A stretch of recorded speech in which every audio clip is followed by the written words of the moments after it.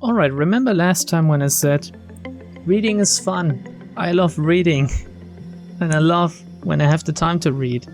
This is exactly what we're doing today. Before I go on with my balls inevitably being crushed by Bina, I take a little break and I read The Distortion Detective, a short story made by Project Moon to further on the world and lore of both Lobotomy Corporation and a Library of Ruina. And I said this the last time, I think, in the last episode. I started reading, I thought, okay, this is pretty good. I should maybe read this and record it, just for the people that care about this stuff.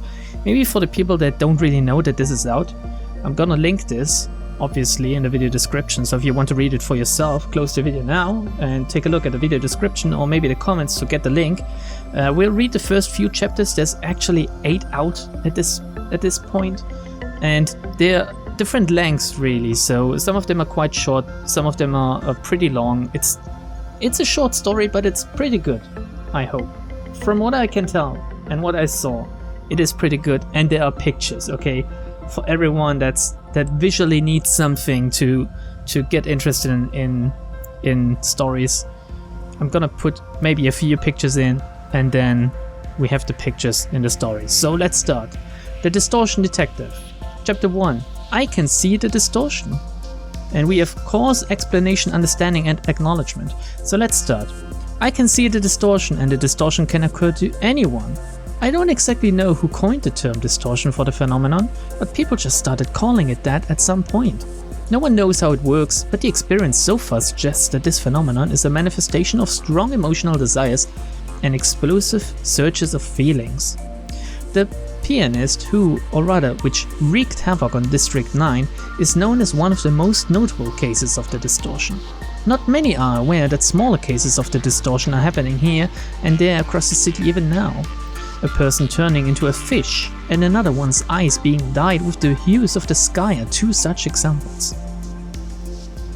It seems 2 very specific but also very different things, because I would say that my eyes having a different color, maybe not as bad as being turned into a literal fish, but maybe I would enjoy being a fish, so I guess I shouldn't judge. The distortion appears to be as visual distortions in a literal sense. Although I can see them, they aren't tangible. In the case of the person whose upper body gradually turned into that of a fish, I could clearly observe scales growing on their body, yet when I touched their skin, I could only feel the soft sensation of a normal human skin.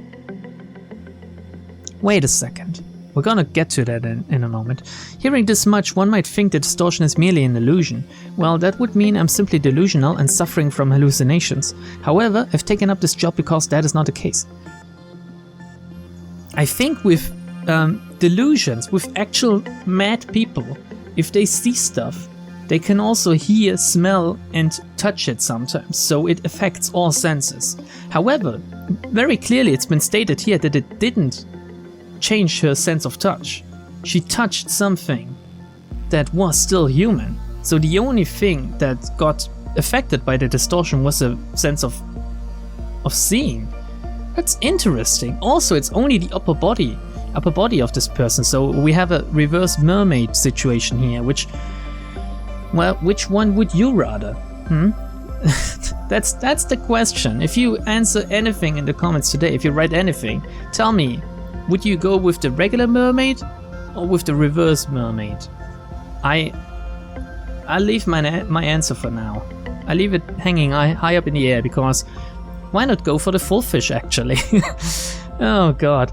I'm chasing after the distortion. It's secretive yet explicit, and it proceeds slowly. For example, the fish person I mentioned earlier, who was dubbed the merfolk, underwent gradual changes such as having the eyes protrude, gills appear, and scales grow out of the skin. Get out of here, outsider. Innsmouth is a quiet town. Oh god, if you don't know anything about Lovecraft stories, or maybe Dark Corners of the Earth, the video game, this reference will fly right over your head. Oh man. When the upper body almost completely morphed into the form of a fish, the change physically manifested in a moment's notice. Only then could others see what had become of the merfolk. and physically feel the fishy features of their body. Okay, so it's like a premonition, and then it happens, like in a snap. That's pretty cool. I mean, I say it's cool, but it's also scary. The Merfolk, case number 5, was originally a village in District 19's fishing hamlet who was subject to constant abuse. It seemed that they spent most of the time staring into the Great Lake, yearning to escape from their current life. My conclusion is that they desired to be free from their agonies and saw the lake as a getaway, and that strong longing for water ultimately distorted them into the Merfolk. Of course, there are many other complicated factors involved, but I'll omit the details since the Merfolk is not the main subject of my story. It was just an example, I guess. My work is to look out for cases of the distortion and prevent them. In fact, the progress of the distortion varies for each person. Ever since I gained this ability to see omens of the distortion with my eyes, I cannot see a single person who is not distorted in one way or another. Wait. What if the distortions are what is happening after the Seed of Light shit? And what if it's kind of similar to what Adam wanted to achieve? Adam wanted people to basically turn inside out, right? This is what we read last time. This is what we read in Ending C. People turned into abnormalities, people straight up died, people just went mad. What if this is a little bit like a egofication? Abnormalification? Do you know what I mean? What if this is them turning into some kind of abnormality, or into their true self? In the case of the Merfolk, it seems to be caused by their wishes as well. So what if the seed of light in each of us, or the light in each of us that Carmen was looking for, is our inner wish, is our inner persona? I don't know, it's kind of hard to put into words, but do you get what I mean? This is some scary stuff, because it would turn me into some, I don't know, weep? I don't know. Once again, I don't have a deeper understanding of the phenomenon or anything. I simply started seeing it one day and could notice it earlier than others. Since I can see the signs in advance, I do my best to warn people to take preventative measures before it manifests. That is my job. Scroll down a little. I was hired by a firm that had lost several of its staff to the so-called Ascension incident. Sounds epic. And sought out to the employees whose eyes were filled with the sky's colors. The firm advised them to wear sunglasses. The idea to give them sunglasses so that they couldn't keep the scenery of the sky in their eyes was so outlandish it made me chuckle. The sky no longer being blue for them didn't have much positive impact on their boring lives, but at least they didn't evaporate anymore. Evaporate? What? They died when it finished? Okay. The people who used to look up at the sky started looking down instead.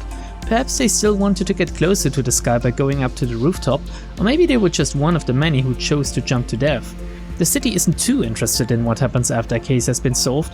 All they need to know is if the deaths were understandable or not. I'm not a charity worker, so I don't bother looking into cases of the distortion I wasn't asked to investigate either. Wow. Sounds like the distortion detective is a little bit of an asshole. So let's see.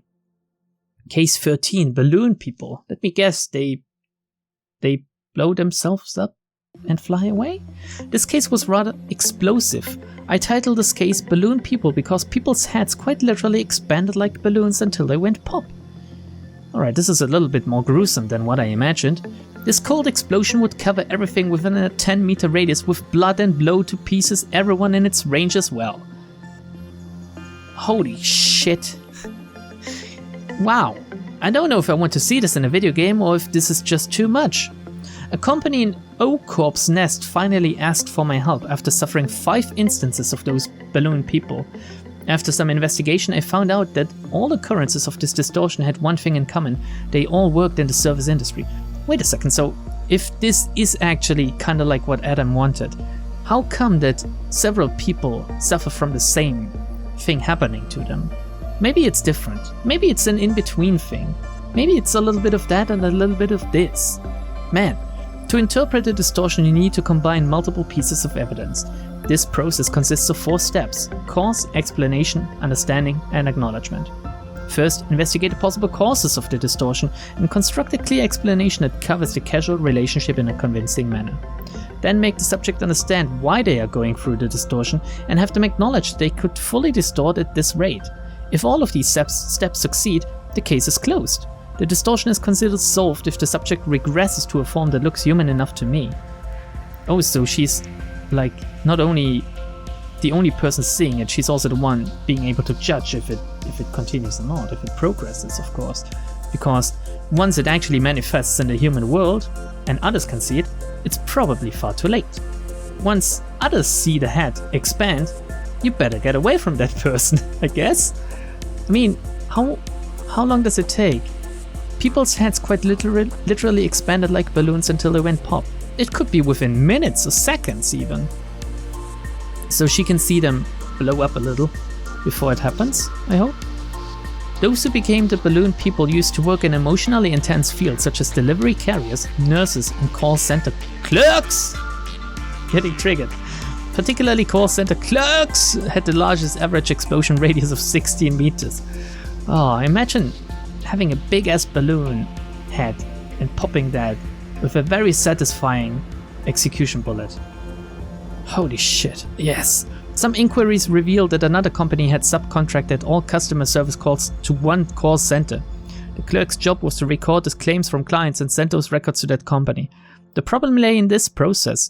The call center clerks lacked any expertise in the subjects of those complaints, yet they had to endure heaps of insults from their clients, even though there was no use lashing out at them. The clerks were treated like emotional garbage cans, hearing all kinds of abusive language and even threats from clients. It's funny, I say it's funny, but it's actually interesting to read that people in call centers get shit on, apparently, in every country of the world. So it's not just the Western world or something. If I assume they took some of those ideas from real life, right? And Project Moon, they're from Korea, right? So I guess even in Korea, people shit on call centers, even though the clerk can't do anything to help you at this moment. But sometimes you just need to vent. You need really thick skin, I think, if you work a job like that. I mean, I work with a lot of people every day, and these days, because of, like, you know, Sickness-chan, whose name I'm not gonna name, people are going crazy, they're hoarding like crazy and stuff, and it's funny to think about, but it's at the same time quite sad. People go crazy every day. So let's see. Service workers are compelled to put on a smile and a cheery voice while being a punching bag for others, having no way to vent out their own distress. Such stress would naturally accumulate over time. This resulted in their heads inflating like balloons, all the while they maintained a face of serenity. They'd end up exploding once the stress reached a breaking point. From that point, my work is simple. I made a list of clerks whose head appeared inflated to me and sent it to the company. Those clerks then lost their jobs. The company didn't bother investing any time or effort into shrinking the heads. My work often ends before I can enter the stages of understanding and acknowledgement. Well, maybe losing your job is not the best way to cut down on your stress, but that's just me. Simply interpreting the distortion doesn't resolve the fundamental issues. Their stress is bound to explode in one way or another. Yeah, that's what I said. However, such matters didn't concern my clients much. All they cared about was maintaining this abnormal status quo and evading responsibility for the distortion, not the cause behind it. I suppose the same can be said of me. I can't help but keep thinking that we are all missing something important. I believe I'll be chasing after distortion for a while, as every single thing appears distorted to my eyes. How could you even tell? I guess while talking to people, it's the age-old argument of, do I see that color the same way you see that color? Is this blue for you? Or is what you perceive as blue? Maybe this would be my yellow? But then again, no one can tell, right? Can you tell? Is there any scientific way to tell if we see the same colors the same way? I mean, colorblind people see them different. And sometimes a colorblind person goes through life without ever actually knowing that. Or for a long time, most of the time, I think. Is it hard to determine whether a person is colorblind or not? Can you run tests to see if they actually really are colorblind, or if they're just faking it or something? Do you get neat bugs for being colorblind? Just asking for a friend. So let's, it's just so crazy to think about. Fuck me, it's It's one of those things you tend to think about when you're either high or drunk, I guess. I don't know. Simply interpret... wait a second, we've read this one, sorry. Right now I'm looking at a mirror. To my eyes, I'm the only one who doesn't appear distorted. In a world full of distorted people, could the one person who remains unchanged be the distorted one? Whoa, that's deep. As I look at all the distorted people, the distorted streets, and this distorted city, I come to think that maybe the whole world is distorted. I can't fathom what would happen once the distortion of this world continues and reaches a critical point. Until then, I'll still stay ever vigilant for the distortion. I am the distortion detective. What if you just can't see your own distortion? What if this is your distortion, that you can see others' distortion? This is a weird word, by the way, if you say it like 5 times in a row. So, of course, yeah, what is she even thinking about? I know it's a she, by the way. The distortion detective, but we're gonna get to that in a second. So, what is she talking about? She can see crazy stuff. This is her distortion. God damn it. This is her. Oh, doesn't she look lovely? I love that short black hair and that slightly mature look. I love it so much.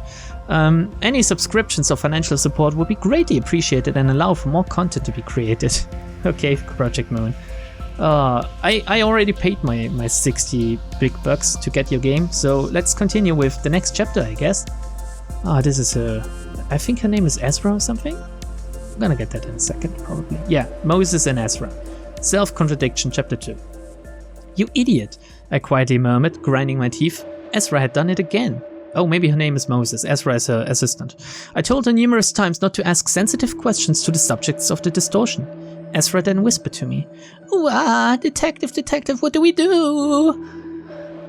Sorry, chef. My niece isn't very streetwise yet, you see. Oh, you lovely young sprout. What do you mean with detective? Are you seeing stuff again? Poor little thing. So you were just a couple of nut jobs. If you disrupt my business with bollocks again, I'm gonna call security. The masked chef yelled. Oh god, it's Gordon Ramsay. Although this restaurant was too small and shabby for such luxurious titles. I can't read today. I don't know why I'm recording an episode where I mostly read when I can't read. Yes, I'll teach my little gal here to behave. Are you insane? Did you really have to say out loud, wow, the food here is just as disgusting as the sanitation? Who taught you to cook? In a small restaurant that's not seeing too many guests? But it really did taste horrible. You think we're here to enjoy the food? You're supposed to carefully look around for clues. Just cram the food in your mouth before the chef finds us suspicious. This food has got to be the cause of the disappearance. I bet the revolting taste drove them crazy and made them wander off. I'm cutting your salary. What? By 25%. What? Detective, please. Goddamn Ezra is a little bit the butt of a joke. But, she looks amazing. I hope we'll see a picture in that chapter. I took a pipe out of my inner coat pocket. The case may be stuck for the moment, but it should end well somehow. With such optimism, I started smoking. I'm a fixer from District 14, a decently experienced Grade 5 currently working for 7, the association specializing in intelligence and investigation operations. I solve mysteries for a living, though most of these unsolved cases are about the distortion anyway. The city still seems to be mostly clueless about the distortion.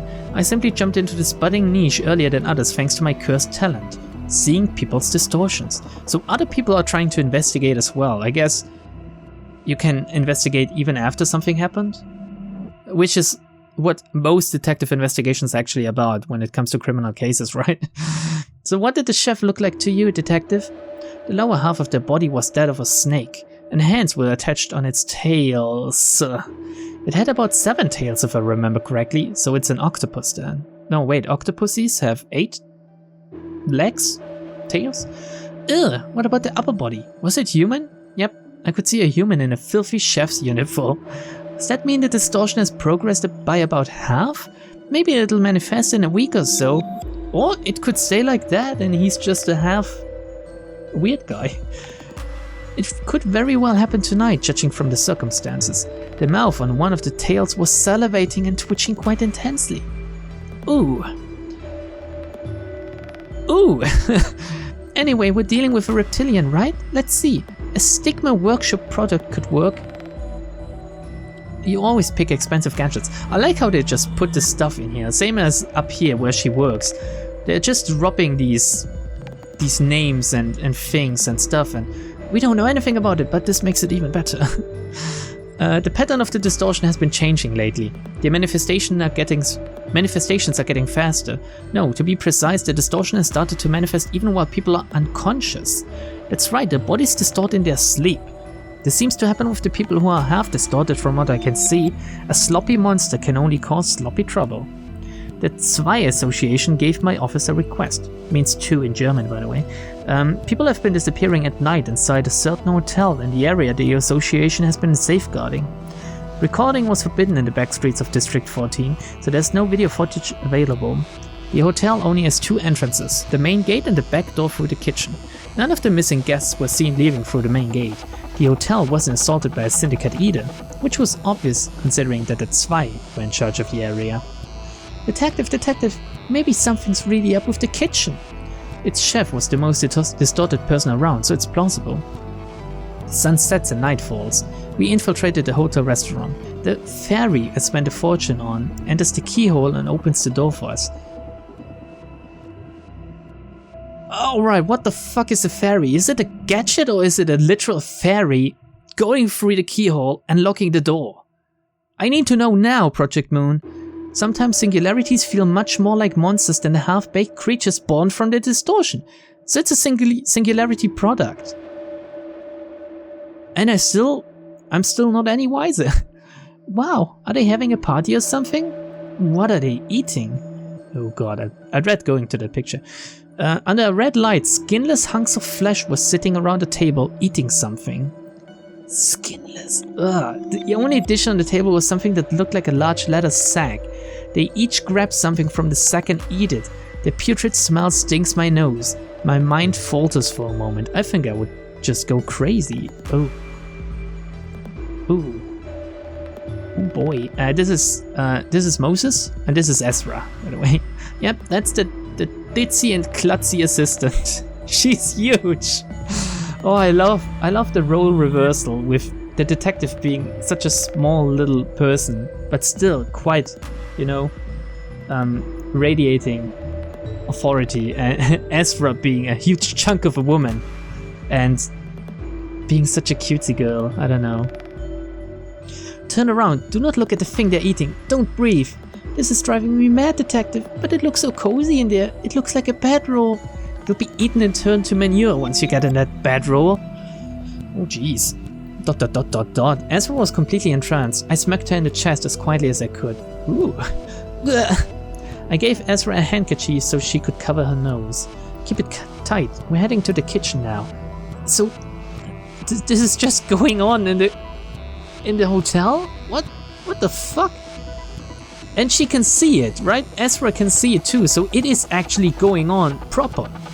Wow. Leaving behind the feast, we crawled towards the kitchen. A long line of people waited in front of it. Those were the people reported to be missing. They entered the kitchen one by one, and then human-shaped flesh hunks walk out, each carrying a leather sack. They bring it to their table and eat from it.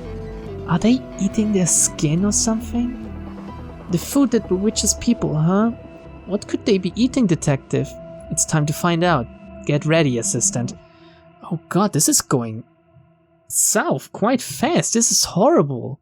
I can't upload that to YouTube, right? It's nothing different than reading a proper SCP story. In fact, it feels more SCP than some of the SCP stories. Ezra took a Stigma Workshop sword out of her bag. I pulled out my smoking pipe. The door leading to the kitchen is wide open.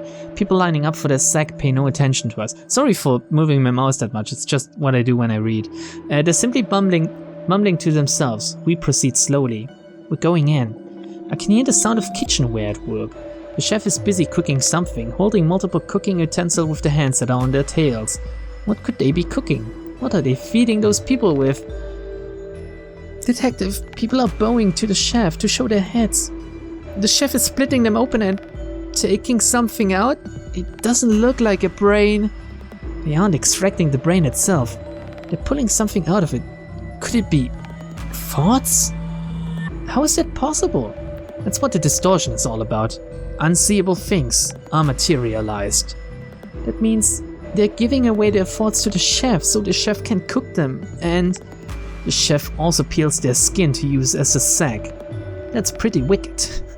I wouldn't describe it as pretty wicked, but alright, I would probably describe it with a longer sentence with many horrible words and quite a lot of disgust and fear. My eyes meet the chef's gaze. Hey, you're the insane bunch I saw earlier today. If you wanna eat, then line up. The taste's gonna be nothing like the stuff you ate before. What are you feeding these people?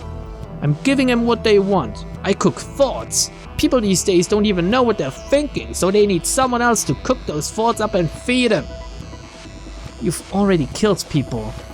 The case of the distortionist that is capable of murder would be, according to the standards of our office setup, a risk level 3 distortion. Oh man.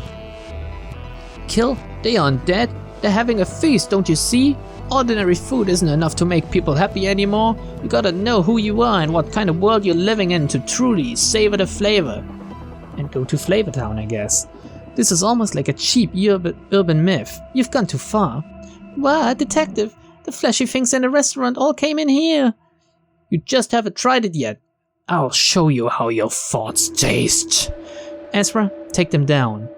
The Stigma Workshop sword emits an orange glow. The wire on its blade heats up. Each time Ezra swings the sword, one of the hunks of flesh falls to the floor. The heated wire leaves beautiful symbols through the sections it slices, a trademark feature of Stigma Workshop's products. The smell of burnt meats soon fills the kitchen. Man, I'm very lucky, or I guess happy, to have never smelled burnt human meat, I guess, or anything burnt for that matter. I hope I will never. Jeez, it sounds horrible. A sentient case of the distortion that willingly harms others is ultimately subjected to termination. We sometimes encounter distortions that we can't take down on our own, but most of them can still be dealt with in some manner. This kind is especially simple. It's easy. We kill the crazy cook. Have you tried your own cooking then? Self-contradiction. Distortions that damage others while claiming to care for them are bound to face irony. ... So you're feeding others with a dish you haven't even tried yourself? What makes you so confident in its tastes, huh? My cooking has to be tasty. All the customers looked sad and sulky even when I served them with the most delicious food before. It's because they didn't think for themselves. You can tell if the food is tasty just from a person's face. Someone who doesn't try their own cooking isn't a real chef. I'm not entirely sure about that, actually. I think a lot of people cook very well, even though they don't necessarily eat their own cooking. I mean,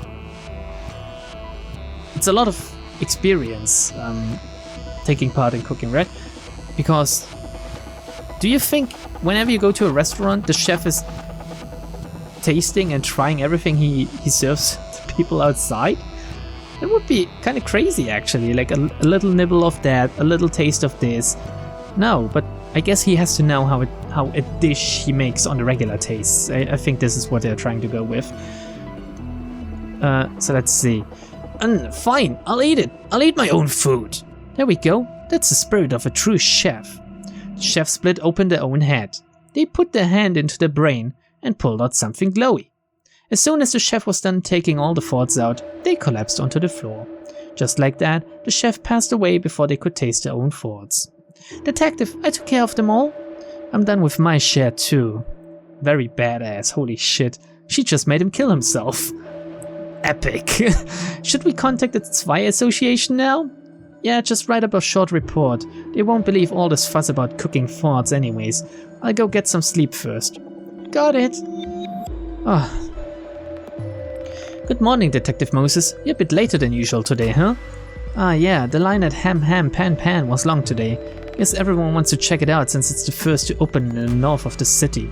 Oh, Ham Pan Pan. Did you get some for me too? Yeah, got one for you just in case. You like mustard, right? Heh, mustard's flavored? Great. Wait, I'm butchering some of these sentences. Mustard flavor's great. Ah, the Zwei sent us the reward just now. That quick? It only took them a day, I bet, to scam the paperwork. Anyway, to sum up this case, it was about an unappreciated cook who wanted to bring joy to the people in their own twisted way. It was a crude story. We've had to deal with the distortion on our own a lot more often these days, now that I think about it. Why are the Wings and the other associations so passive about it? Monsters are actually appearing. Ooh. So whatever is happening with people being turned into abnormalities through cogito, it seems to be happening up there now too, which happened before, I think. I mean, those abnormalities, they weren't just man-made, and even the man-made ones weren't all made down in the labs underground, I guess. So it's just that it's increasing in frequency, maybe? Because none of them were noteworthy enough to even be an urban plague. Well, the pianist being the sole exception. Wasn't there something about a pianist in the Ruina story? I'm not entirely sure. Still, shouldn't someone do something about this? It's like a ticking time bomb. I bet a lot more people die to syndicates than to the distortion. By the way, you're not actually gonna cut my salary, are you? That stupid chef's food really was the cause. Oh yeah, she was right, holy shit. Shh, try using that good memory for something better. I can hear you. And what the next chapter holds, we're gonna read this next chapter too, by the way. This room is breathing, I can feel its respiration, its beat. No one knows how many people this room has devoured. A dying elderly person stands before me, a lonely old person whose breath is fainter than the room's. Forgotten by others, this aged person has brought and taken in people. As the doddering one faded from everyone's memories, so too did the people they took in. Fuck, let's just go with chapter 3. I can't stop reading, it's just so good. Chapter 3, The Photographer, and I Simply Remember. A detective office for unsolved cases, located in a 3-story building somewhere in the streets of District 14. Man, I could see this being turned into a very cool manga or anime, to be honest. Or I guess in the case of Project Moon being Korean, it would be a manhwa, right? It's a mystery how people manage to find a way to my humble office. There's rumors of a haunted alleyway. People who pass by disappear. How do they disappear exactly? Oh, how do they disappear exactly? It's Ezra asking curiously. No one knows who disappeared or how. All we know is that someone disappeared somehow. That's not a lot to go with. Then it's either a memory manipulator or a reality warper. But detective, I thought reality warpers only existed in your theories? This might as well be our opportunity to see one for the first time. What's this all about? It's just our jargon. Where did they go missing, by the way? Ezra changed the topic before Fuck, that scared me. Oh god, fuck me, that scared me. Could you hear that? God, something just fell off my table. On its own, I swear to god. And I nearly pissed my pants. Whew. Anyway, oh fuck, let's continue. My heart is pumping now, wow. What's this all about? Ezra changed the topic before the client could ask further. It's somewhere around the Plaza of Cherished Hopes. Doesn't sound like a nice place. It's not too far from here. How did you know that people were missing? Used vehicles and objects were found abandoned in the streets, like bicycles and cars. And most of all, the furniture in my attic was sorted as if someone had been living there until today. What does this have to do with the first thing? That means one of your family members has disappeared. Huh? But there's only 3 people in my family and they're all fine. Me, my husband, and my child.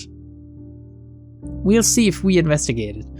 What if there really was another family member I've forgotten like you said? And if they're dead? Oh, so it is... Oh, memory and reality warper. I get it now, okay. The culprit should be killed. That's rather stern. Well then, we should start discussing the request fee. Ezra's eyes sparkled as she spoke. I left the financial management of our office to her. She has enough wits to figure out how serious or tough a request will be, so I can trust her to lead negotiations like this. I headed out to the terrace while Ezra and the client were busy bargaining. I smoked from my pipe, feeling the acrid breeze of the back streets. Still, this air is much cleaner compared to the messy atmosphere during the smoke war. Oh, I want to know more about the smoke war too! Distorted creatures walk the streets as always. Wondering how long I'll be doing this, I puffed tobacco smoke. This has such a noir feeling to it, right? It's such a noir detective story. I love these things. I love reading them. I love just simple mystery and detective and whodunit stories. Detective, I'm done writing the contract. The client went back to her home. Plaza of Cherished Hopes, was it? Get ready. Yes, Chief. Do I bring the usual gadgets? Ezra asked as she stuffed equipment into a dimensional bag. Oh, god damn it. a dimensional bag. This is just so full of stuff I want to see and experience and play and read, and I would read a visual novel made by whoever is thinking up the world for them. I really want to know if they're doing this together or if there's just a single person making this all up. Because that's such great world building. It's just little tiny pieces every time, and they expand upon them. They don't try to make it too grandiose, and they have a proper setting with the wings and stuff, which is quite large in scale, but it's vague enough that it just works if you say, okay, the wings are corporations, just like in our modern world. But in actual fact, the wings are something more, and what they are, it can be infinitely expanded upon. This is how you write a good story, in my opinion. Anyway, sure, I walk along the street with Ezra. The time is 2 p.m. Ta-da! Here we are at the Plaza of Cherished Hopes. What do we do now? Wait till the night falls? This case appears to be a location-type distortion, judging from the client's description. So it doesn't just affect people, it affects certain places. A powerful distortion can affect its surroundings as well, assimilating nearby objects into it. Or maybe a person is having an effect on, as it says, on its surroundings. We should look for any distorted buildings. This reminds me of Supernatural, by the way. And I don't necessarily really like Supernatural that much, but some of the storylines... Wait a second, why am I thinking of Supernatural? It could be the X-Files, more like, right? And some X-File episodes were just... they were so good I could rewatch them over and over again. So we should look for any distorted buildings. But only you can see those weird buildings, Detective. What can I do? See if there's abandoned bikes around here, maybe. Windows with eyes, apartments floating in the air, doors with teeth, rooms filled with water. There are a lot more distorted buildings than it seems. It would be quite a sight if they manifest all at once. Oh, imagine a whole village being an abnormality, just going around eating other villages, I don't know. Now, which building to investigate first? I don't have any specific criteria set in mind.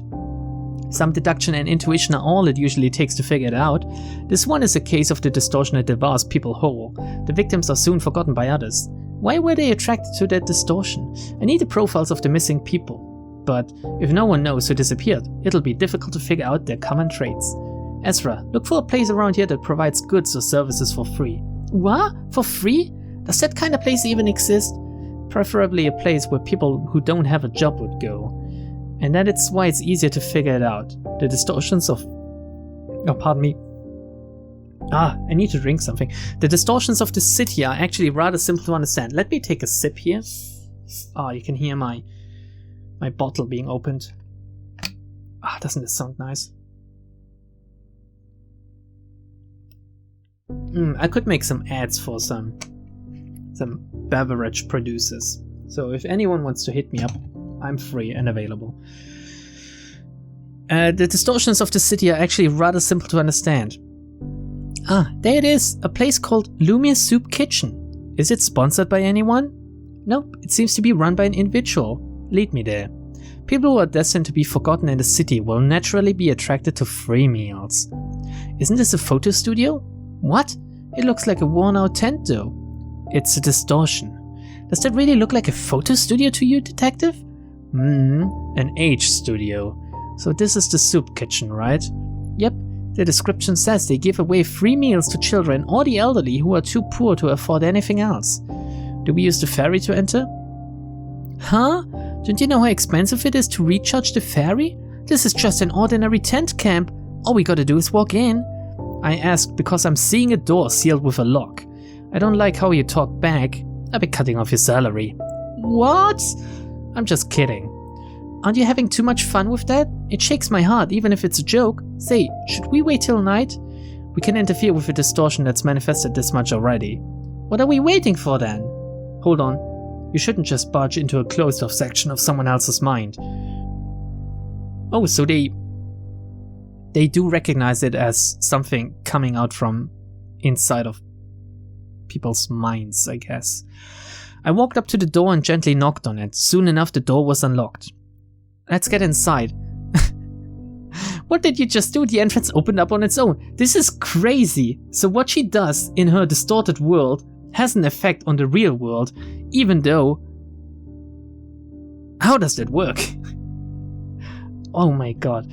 I simply showed courtesy. You told me not to use the ferry or anything, so all I could do was knock on the locked door. A photo studio set up inside a wooden building. The whole building exudes the smell of hardwood, and large frames fill up the walls.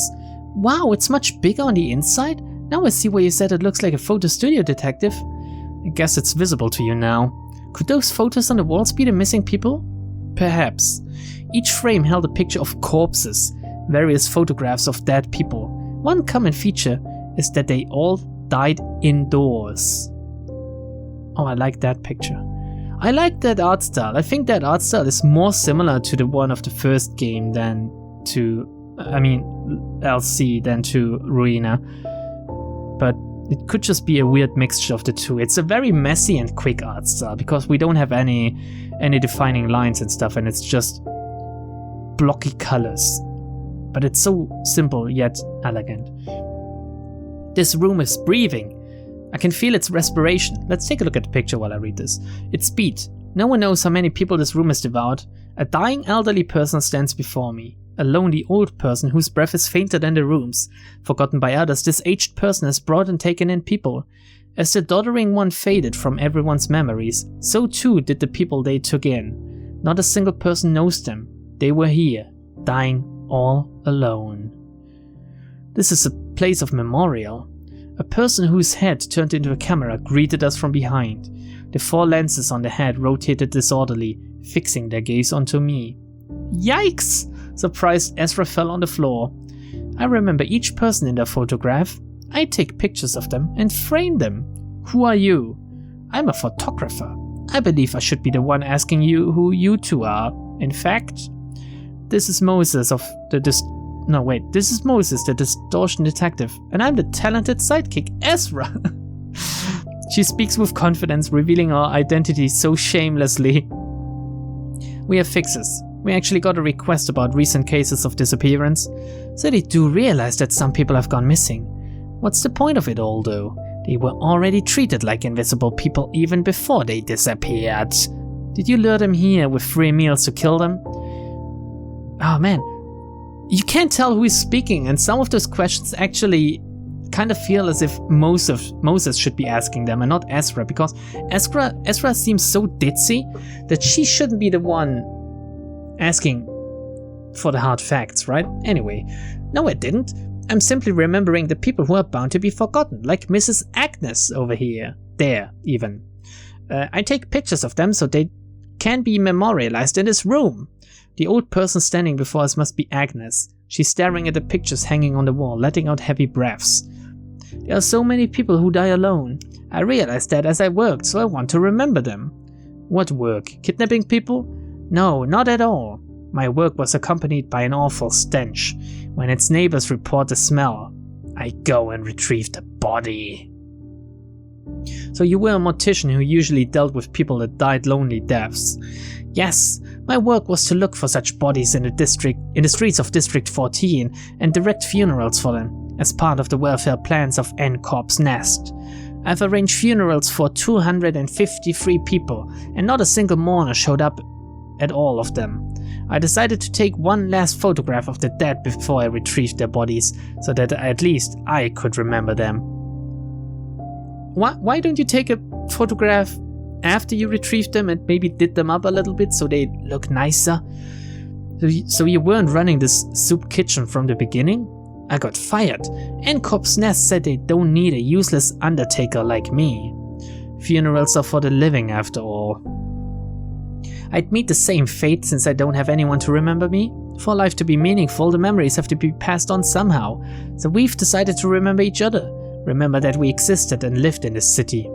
You are distorted. What you've been doing is kidnapping people coming to your tent for free meals, nothing more. You aren't one to decide whether they'll die alone or not. But it's obvious. It's so apparent that they'll all die in their own rooms, abandoned and forgotten by all. We'll remember each other, and we'll be forgotten in peace. We have the right to not be neglected by everyone so ruthlessly. And rob the people who still do remember them of their memories? You just kidnapped people who were in the same shoes as you, because you yourself were afraid of being forgotten. You took away their chances to be remembered. The lenses on the head started rotating all of a sudden. Uh-oh. Whee!